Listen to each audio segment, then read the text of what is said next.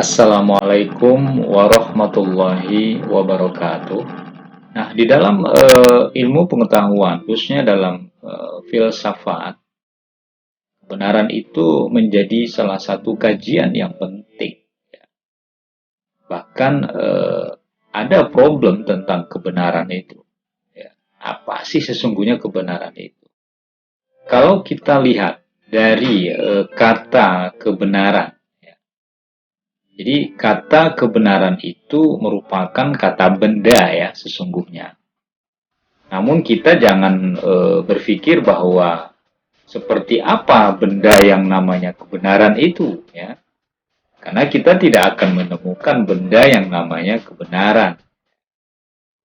Jadi walaupun kebenaran itu merupakan kata benda, namun dalam kenyataannya ia tidak merupakan benda kebenaran yang ada dalam realitas ya atau secara ontologis ya. Yang ada itu adalah sifat benar. Jadi kebenaran itu kata benda yang muatannya sesungguhnya adalah sifat benar. Namun secara sederhana dapat dikatakan bahwa sifat benar bisa berada pada tindakan kita sebagai manusia yang berpikir ya, maupun hasil yang didapat dari proses berpikir yang kita ungkapkan dengan lisan atau secara verbal ataupun secara tertulis. Sehingga ia berupa jawaban yang benar, pernyataan yang benar, penjelasan yang benar, pendapat, informasi, dan hal-hal lainnya. Nah, jadi hasil pemikiran pada intinya menunjukkan ada atau tidaknya hubungan antara yang diterangkan dengan yang menerangkan. Bila ditelisik sebenarnya, sesuatu dikatakan benar bila kita memahami bahwa ada hubungan yang diterangkan dengan apa yang menerangkan. Jadi ada juga pandangan yang mengatakan benar itu sesungguhnya antara yang ada di pikiran dengan kenyataan itu ada persesuaian. Makanya tadi sudah saya jelaskan antara yang diterangkan dan menerangkan itu ada kesesuaian. Jadi antara idealita di satu sisi dan realita di sisi lain ada persesuaian. Nah, dari situ hasil pemikiran ya bisa dikatakan tidak benar bila memahami bahwa ada hubungan antara yang diterangkan itu dan yang menerangkan tidak benar. Tetapi kalau ada yang diterangkan dan menerangkan itu benar, maka ia dikatakan benar. Artinya bahwa kesesuaian antara yang menerangkan ya dengan yang diterangkan itu itulah yang dinamakan kebenaran. Bila dilihat ya, kebenaran itu juga dapat digolongkan ya atas beberapa karakteristik ya. Yang pertama misalnya atas dasar sumber kebenaran itu. Misalnya kebenaran yang bersumber pada fakta, ya, pada kenyataan, pada kebenaran empiris, ya, atau juga kebenaran pengetahuan yang bersumber dari kitab suci, ya, di mana kita meyakini bahwa kitab suci itu sebagai wahyu Tuhan. Sehingga kebenaran itu kita jadikan sebagai sebuah sumber yang menjadi pegangan. Bisa juga kebenaran secara fantasi, ya. Jadi kebenaran yang sifatnya fiksi, di mana kebenaran pengetahuan perlu dibuktikan dengan sumber atau asal dari pengetahuan yang berkaitan dengannya.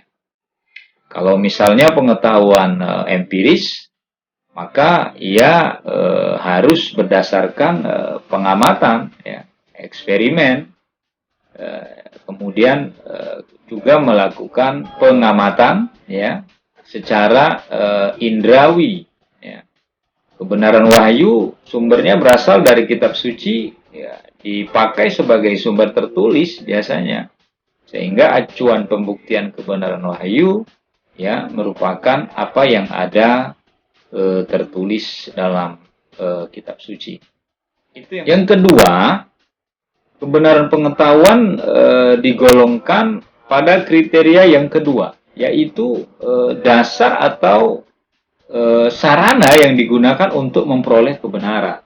Jadi dasar dan sarana untuk memperoleh kebenaran itu misalnya dapat menggunakan indera ya. Jadi kebenaran yang kita dapatkan dari pengamatan indera kita. Bisa juga atau kita sebut dengan empiris. Kemudian sarana yang lain adalah melalui akal budi, ya, kebenaran intelektual, ya. Jadi dari rasio. Lalu kebenaran yang didapatkan atau dengan menggunakan intuisi, jadi kebenaran intuitif, ya. Kemudian ada kebenaran iman, ya, jadi keyakinan sesuatu yang bersifat ilahiyah. Nah, kebenaran pengetahuan perlu dibuktikan dengan sarana yang digunakan untuk memperoleh pengetahuan terkait. Lalu yang ketiga, atas dasar bidang lingkup kehidupan. Membuat pengetahuan diusahakan dan dikembangkan secara berbeda. Misalnya pengetahuan agama, ya, pengetahuan moral, ya, pengetahuan seni, pengetahuan budaya, pengetahuan sejarah, ya, atau kebenaran historis, pengetahuan hukum atau kebenaran jurisprudence, dan pengetahuan politik. Ya. Nah, kebenaran pengetahuan perlu dipahami berdasarkan bahasa atau cara menyatakannya. Misalnya penilaian baik atas tindakan dalam bidang moral tentu dibedakan dengan pandangan moral dengan pandangan-pandangan yang lain. Yang keempat, ya, atas dasar tingkat pengetahuan, yaitu pengetahuan biasa sehari-hari atau ordinary knowledge, memiliki kebenaran yang sifatnya subjektif, amat terikat pada subjek yang mengenal. Ya, pengetahuan ilmiah kemudian dilanjutkan yaitu scientific knowledge yang menghasilkan kebenaran ilmiah. Ini ada pengetahuan falsafah atau philosophical knowledge menghasilkan kebenaran filsafati. Nah, kriteria ini dituntut dari setiap tingkat kebenaran ternyata berbeda.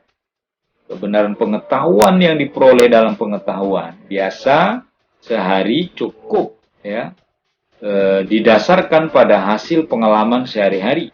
Sedangkan kebenaran pengetahuan ilmiah perlu diusahakan dengan pemikiran rasional, kritis, logis, dan sistematis. Ada beberapa teori kebenaran. Yang pertama itu teori kebenaran korespondensi. Ya. Tokohnya adalah Aristoteles. Ya. Yaitu kebenaran sebagai persesuaian antara apa yang dikatakan dengan kenyataan. Jadi pernyataan dianggap benar kalau apa yang dinyatakan di dalamnya berhubungan dengan faktanya atau punya keterkaitan, korespondens, ya, dengan kenyataan yang diungkapkan dalam kenyataan itu. Misalnya kita memberikan contoh, Bandung bukan ibu kota Jakarta. Itu kan memang benar. Kenapa? Karena tidak sesuai dengan kenyataan. Tapi begitu kita menyebutkan Bandung merupakan ibu kota provinsi Jawa Barat. Jadi ada persesuaian antara yang dikatakan dengan kenyataan. Teori kebenaran koherensi dianut oleh pandangan kaum rasionalis. Ya. Menurut teori ini, kebenaran tidak ditemukan dalam kesesuaian antara proposisi dengan kenyataan, melainkan dalam relasi antara proposisi baru dengan proposisi yang sudah ada sebelumnya dan telah diakui kebenarannya. Sehingga suatu pengetahuan itu, atau teori itu, atau proposisi dianggap benar kalau sejalan dengan pengetahuan. Lalu yang berikutnya adalah teori kebenaran pragmatis. Menurut teori kebenaran pragmatis itu, kebenaran sama artinya dengan kegunaan. Artinya sesuatu itu dikatakan benar apabila ide, konsep, pernyataan, atau hipotesis yang benar adalah ide yang berguna. Kalau ia tidak berguna, maka dianggap tidak benar. Ide yang benar adalah ide yang paling memungkinkan seorang melakukan sesuatu yang paling berhasil dan tepat guna. Dengan kata lain, berhasil dan berguna adalah kriteria utama untuk menentukan apakah sesuatu itu benar atau tidak. Lalu ada teori kebenaran sintaksis. Menurut teori kebenaran ini, kebenaran berpangkal pada keteraturan sintaksis atau gramatika yang dipakai dalam sebuah pernyataan tata bahasa.